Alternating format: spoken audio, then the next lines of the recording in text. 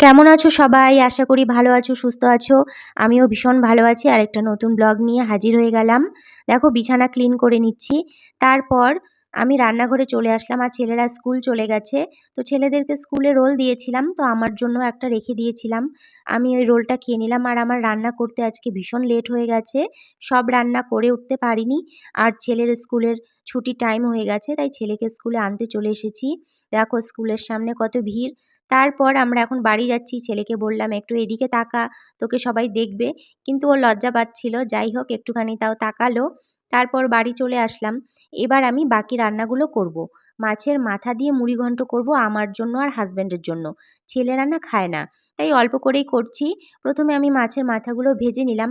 তারপর জিরা তেজপাতা ফোড়ন দিয়েছি। এবার পেঁয়াজ কুচি, কেটে রাখা আলু, লবণ, হলুদ ভালো করে ভেজে নেব। তারপর একটুখানি গোবিন্দভোগ চাল অ্যাড করব। গোবিন্দভোগ চাল অ্যাড করলে ফ্লেভারটা ভীষণ ভালো হয়, খেতে ভালো লাগে। তারপর সব কিছু ভালো করে ভেজে নিয়ে আমি টমেটো, কাঁচা লঙ্কা, রসুন, আদা পেস্ট করে রেখেছিলাম, সেটা দিয়ে ভালো করে ঢাকা দিয়ে কষিয়ে নিলাম। আমি মশলা না বেশিক্ষণ কষিয়ে রান্না করতে ভালোবাসি, না হলে একটা কাঁচা গন্ধ থাকে, খেতে ভালো লাগে না। পরিমাণ মতো ঝোল দিয়ে দিলাম। এইদিকে দেখো আমার ছেলে স্কুল থেকে এসে টিভি দেখতে বসে গেছে।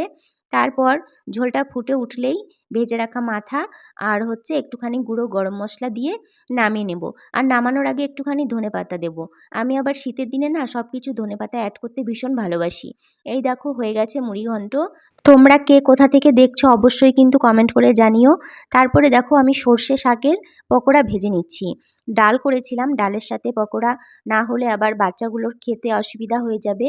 আর সর্ষে শাকের পকোড়া খেতে কিন্তু ভীষণ ভালো লাগে। কিচ্ছু দেইনি, শুধুমাত্র চালের গুঁড়ো, কাঁচা লঙ্কা কুচি আর সর্ষে পাতা ভালো করে মেখে নিয়ে পকোড়াগুলো ভেজে নিলাম। আর এই দিকে না অনেক বেলা হয়ে গেছে, আর আমার ছেলেটার খিদেও পেয়ে গেছে।